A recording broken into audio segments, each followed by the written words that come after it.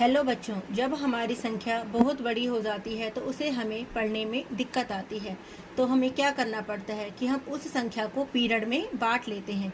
जैसे कि 6 अंकों की संख्या में हमारे 3 पीरियड होते हैं, इकाई, हजार और हमारा लाख। इकाई में हमारा आता है इकाई, दहाई, सैकड़ा। हजार में हमारा आता है हजार और 10,000 और हमारा लाख वाला अंक लाख के पीरियड में आता है। जैसे उदाहरण के लिए 6,54,823 823 हमारा इकट्ठा पढ़ा जाएगा, 54 हमारा इकट्ठा पढ़ा जाएगा और 6 हमारा इकट्ठा पढ़ा जाएगा। यानी जो ये 823 है ये हमारा इकाई के पीरियड में आता है, जो 54 है वो हमारा हजार के पीरियड में आता है और 6 हमारा लाख के पीरियड में आता है। पीरियड्स में हमारे सभी अंक एक साथ पढ़े जाते हैं, अलग अलग नहीं। जैसे कि 823 इकट्ठा पढ़ा जाएगा, अलग अलग नहीं, 8, 2 या 3। अब एक उदाहरण की सहायता से हमारा अंकित मान यानी फेस वैल्यू, प्लेस यानी स्थान, प्लेस वैल्यू यानी स्थानीय मान और पीरियड हमारा सब कुछ बहुत अच्छे से समझ में आ जाएगा। जैसे कि हमने एक उदाहरण लिया 3,24,567।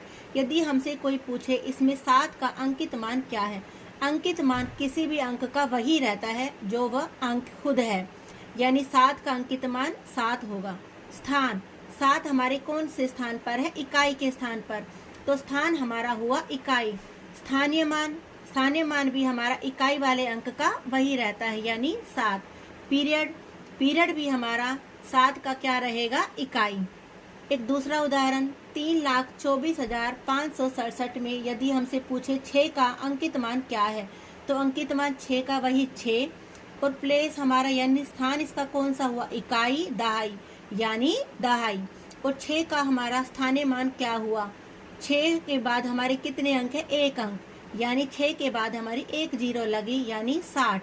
इसको हम यह भी बोल सकते हैं 6 दहाई। और पीरियड हमारा इसका क्या हुआ, इकाई।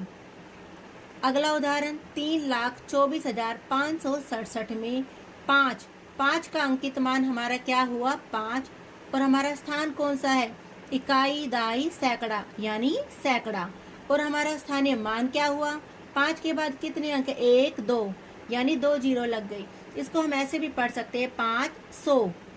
पीरियड हमारा कौन सा हुआ, इकाई, यानी सैकड़े तक के हमारे जितने भी अंक हैं, इकाई, दहाई और सैकड़ा, उनका पीरियड हमारा इकाई ही रहेगा। इकाई, इकाई और यहाँ पर भी हमने इकाई ही लिखा। अब एक नया उदाहरण 3,24,567 में 4 का अंकित मान तो 4 ही रहा और इसका स्थान कौन सा हुआ, इकाई, दहाई, सैकड़ा, हजार यानी हजार। और स्थानीय मान क्या हुआ, 4 के बाद कितने अंक है, 1, 2, 3 यानी 4000। इसको हम 4000 भी बोल सकते हैं। और पीरियड हमारा कौन सा हुआ इसका, हजार।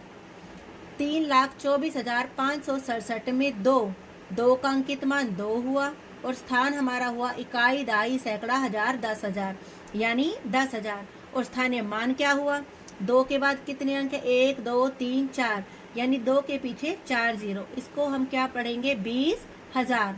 और पीरियड हमारा कितना हुआ इसका, हजार। यानी हजार के स्थान पर हमारे 2 अंक आए, 1000 और 10,000, लेकिन पीरियड हमारा क्या रहा, हजार। 3,24,567 में 3 का अंकित मान हमारा क्या हुआ, 3 और ये हमारा स्थान कौन सा है, इकाई, दहाई, सैकड़ा, हजार, 10,000, लाख यानी लाख।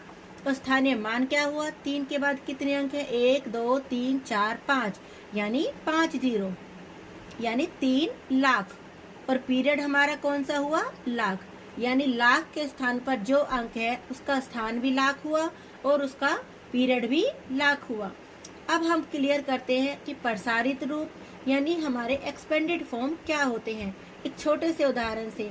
जैसे 3,498, 3 के बाद कितने अंक है हमारे, 1, 2, 3 3,000। 4 के बाद 2 अंक यानी 400। 9 के बाद हमारा 1 अंक यानी 90। 8 के बाद हमारा कोई अंक नहीं है यानी 8। प्रसारित रूप क्या होता है, सारे अंकों के स्थानीय मान को हम आपस में क्या करते हैं, जोड़ देते हैं। इनको जोड़कर देखो आपका यही संख्या वापस आ जाएगी, 3,000 उसमें 400 जोड़ा 3400 प्लस 90, 3490 जमा 8 3498 यानी 3,498।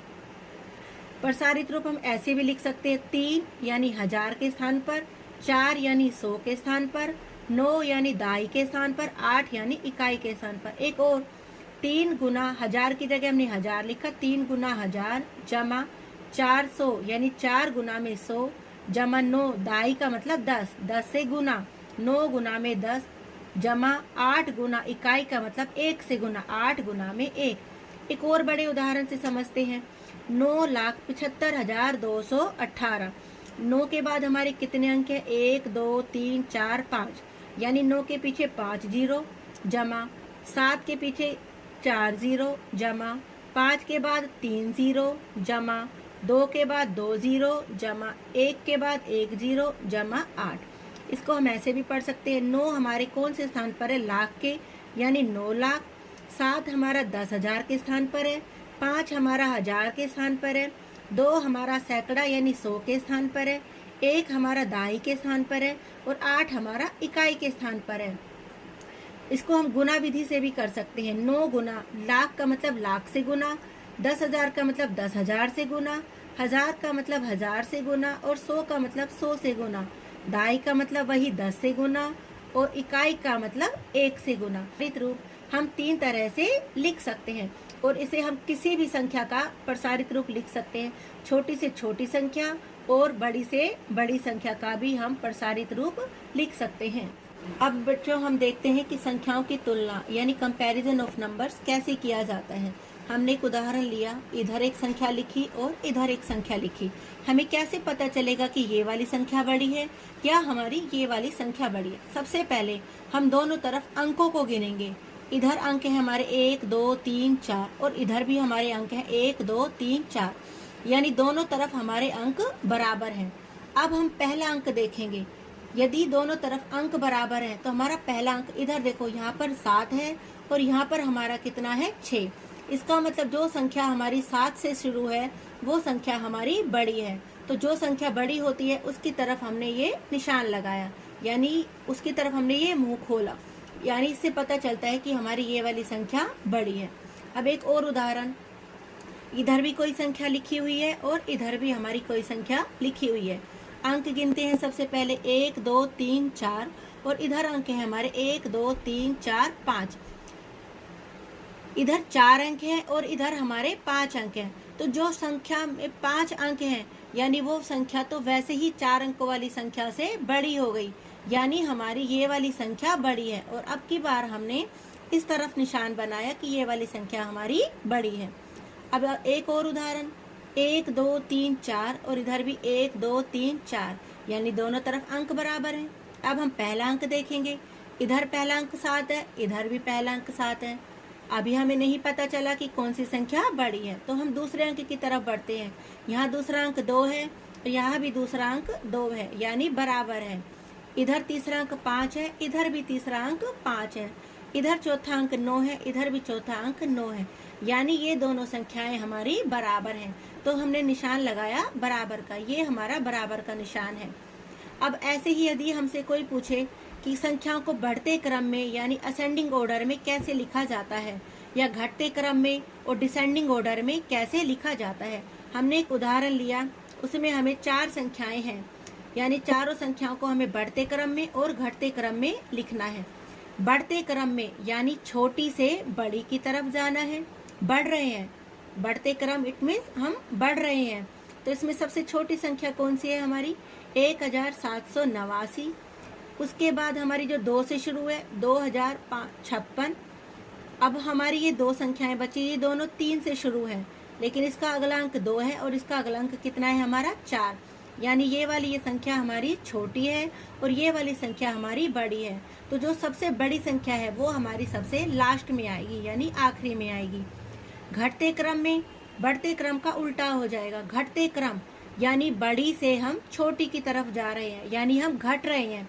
तो सबसे बड़ी संख्या हमारी कौन सी थी, 3456, फिर थी हमारी 3245, तो फिर हमारी आएगी 2056 और आखिरी में हमारी 1789। ये हमारा घटता क्रम हुआ, यानी बड़ी से छोटी की तरफ। स्टार्टिंग में सबसे बड़ी संख्या है और लास्ट में सबसे छोटी संख्या है। बढ़ते क्रम में सबसे शुरू में छोटी संख्या है और सबसे लास्ट में हमारी बड़ी संख्या है। आशा है आज आपको अंकित मान, स्थान, स्थानीय मान, पीरियड्स और संख्याओं की तुलना कैसे की जाती है आपको समझ में आ गया होगा। धन्यवाद।